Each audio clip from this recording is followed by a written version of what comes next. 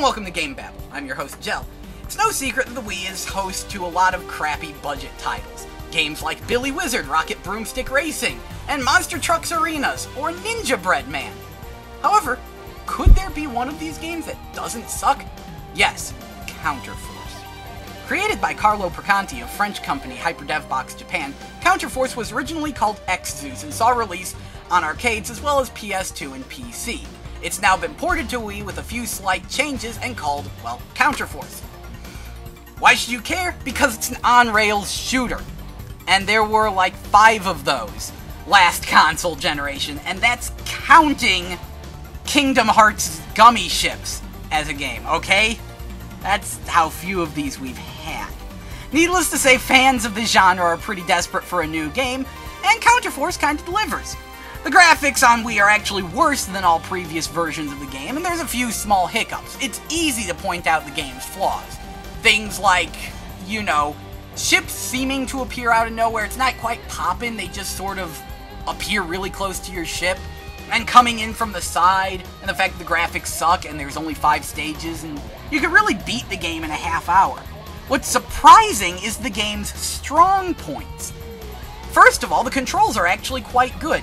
You use your Wii nunchuck like a flight stick, tilting it forward, back, up, and down to move your mech around screen. The Z button is your trigger to fire your standard shot, C button is your lock-ons for your missiles. Meanwhile, you use your Wiimote to point and shoot at things with your aimed shot. The movement window is actually surprisingly large, which is very important in an on-rails shooter, as that's what gives you, your freedom to move around. And there's actually really good weapon balance in the game, something that's quite surprising. I mean, think about a game like Panzer Dragoon. What do you use to kill everything? Use your lock-on lasers, that's what. And practically nothing else, because anything else is worthless. Counterforce is different, though, because you actually have uses for each of your weapons. They all have their strengths and weaknesses. Your standard shot, for example, kinda sucks at first, but you grab a power-up and it becomes a 3 and then 5-way spread. Your aimed shot doesn't get any power-ups, but it can shoot at anything on screen. Your lock-on missiles come out slowly and have a limited amount of ammunition, but of course they're homing, making them great for cleanup. You have your charge laser, which is great for taking out bosses, and I really don't think I need to explain why you need screen-clearing bombs.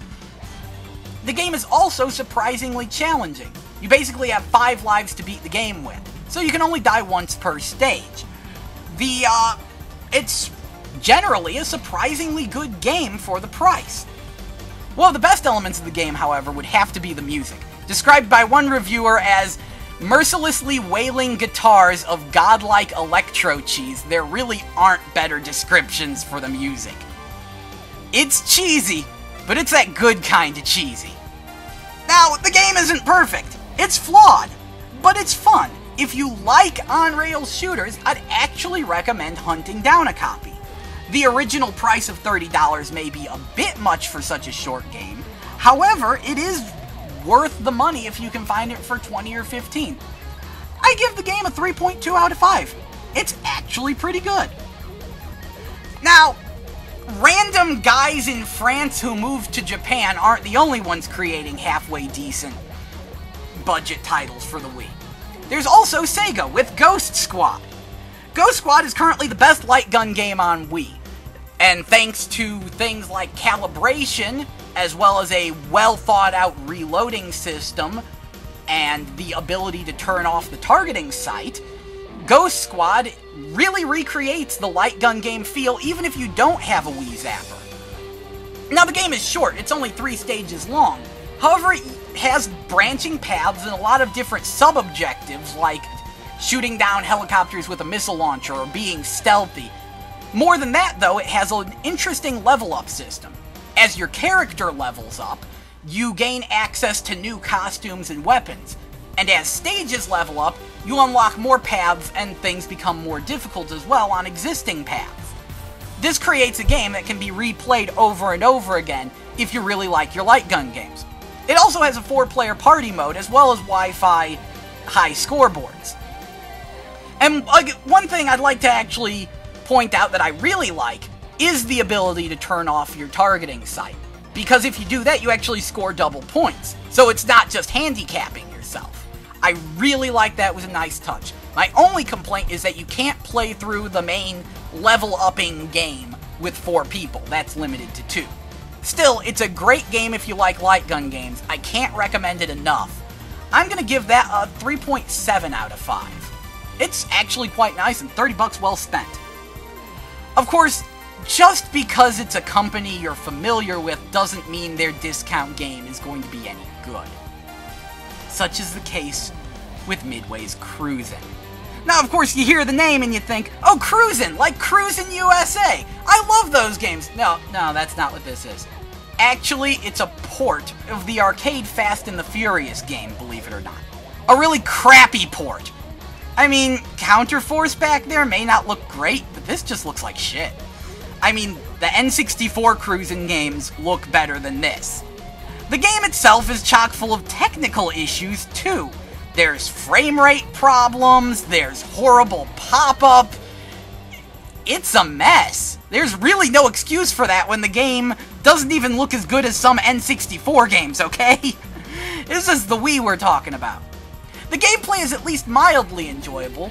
You see, rather than racing normally, how you win in this game is through doing tricks. You see, by double tapping the accelerator, you'll do a wheelie, and if you ram into a car while doing a wheelie, you'll do a car vault, which launches you into the air. This is going to be your primary means of getting ahead of your opponent. I am not even kidding. However, I have to admit it's actually kind of fun doing this. But only kind of fun. Because, really, the Crusin' games like Crusin' USA, those are better. So is Rush. So is a lot of games. I'm gonna be nice, and since I had a bit of fun, I'll give it a 2 out of 5. But I really can't recommend this game. However, I'd also like to point one other thing out. Lords of Thunder was just released on Virtual Console, and that is the most metal game of all time. And it's only $8. If you haven't played Lords of Thunder yet, pick it up. Just trust me on this one. It's honestly a better purchase than all of these games. I mean, I like Counterforce more than I really should. But damn, that's Lords of Thunder. Anyway, this is Jell from Game Babble, signing out.